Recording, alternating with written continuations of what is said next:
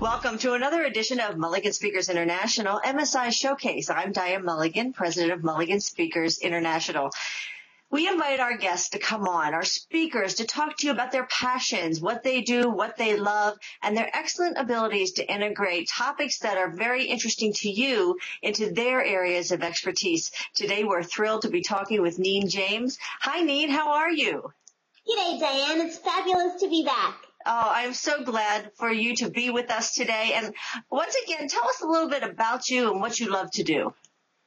So my passion is productivity, as you know. I feel that if we can help people be more productive, their relationships will improve, their work productivity will increase. And isn't it all about getting it done so you can get on with it? So what I love to do is help people to do that. When I'm not working with clients, I love to travel. I collect shoes, and I just came back from a Harley trip with a whole lot of Harleys, and we went through the beautiful Pennsylvania. So that's what I love to do. I think that sounds like a blast. Next time I want to go with you. It just sounds like so much fun. Well, it's very clear that you're making the most of your summer, but for so many of us, you know, sometimes we get into those summer doldrums and we start to procrastinate. And that summer heat can sometimes drain our juices, and, you know, we even count the days to summer vacation, and we easily can put off all that stuff that we do. Now, since you're a world-renowned productivity expert, what is the most productive summer yet that we can have, and how can we best get to it? So when it comes to the summer, Diane, it's not the time to relax for business. You see, while we want to be tempted to be outside, business still continues, especially for our meeting planners. This is some of their busiest time, especially with association events. So what I would encourage you to do is to get highly productive in the work hours so you can play for more hours. Here's a couple of strategies.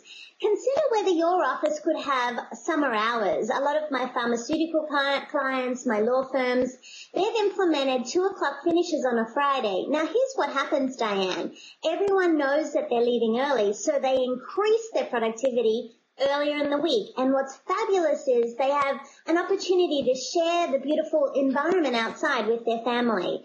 So when it comes to procrastinating, let me give you a couple of ideas. Number 1, change your location. So if you're working on something and you'd much rather be outside, use being outside as a reward. Set yourself a time limit. I even set the alarm on my cell phone sometimes just to get something done, and then my reward might be going outside. So change your location. Maybe it's just getting a coffee. Maybe it's sitting outside in the sun, but change your location. That would be my first strategy. The second thing I would encourage you to do is just accept that you're procrastinating. Say out loud, I am procrastinating and I choose to be productive.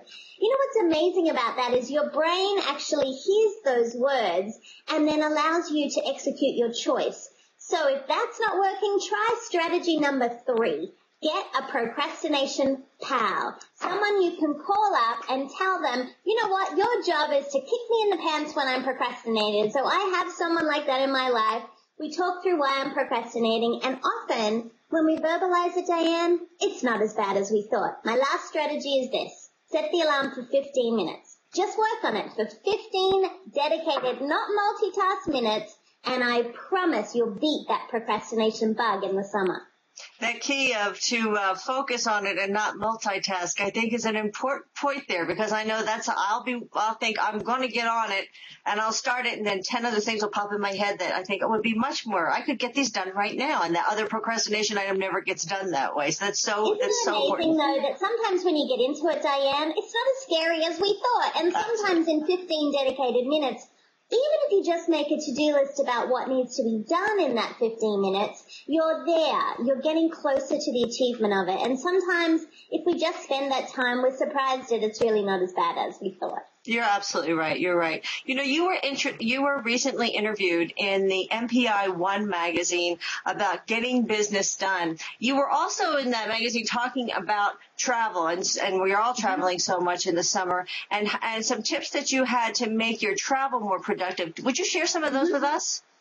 Absolutely. You know, last week, Diane, I spoke in a different state every day, and I flew overnight for every client conference. So it was one of those weeks where I had to execute these strategies. When it comes to being productive on the road, I believe we need to systemize. Now, systems can be as simple as always having a pre-packed bag. Our meeting planners are constantly on the road. Our clients are always away, so pre-pack a bag. Mine is fully equipped. Makeup, toiletries, first aid kit, everything I need. I'd encourage some of the people that are watching this to consider buying duplicates. Have a duplicate and make sure that you never forget the charger that you're always looking for. So pre-pack a bag is one of the systems I recommend to all of my clients. When I work with many of my executives in the mentoring program, I also make sure that they create a system even getting to the airport. For example, I park on the 3rd level every time. The first one's always full, and it's never safe for a woman to park at night on the top level. As you and I know, we're traveling so much. So even consider where you park and let your office know where you park in the event they ever need to access you or your vehicle. Also, too, when you get to the airport, I put the things on the security belt exactly the same way. Shoes first, because I don't like having my shoes off in the airport, and I don't want someone to steal my beautiful shoes. And then I put all of my luggage, and my laptop always goes last. And the reason is I can watch it go through security, and I know that's the last thing I grab. So create systems when you travel. Also know how to get in and out of the airport, and also use fabulous websites that allow you to check in early. And one of my favorites is seatguru.com, and that's a really good tool to see where your seat is as well, especially for those of us who travel a lot.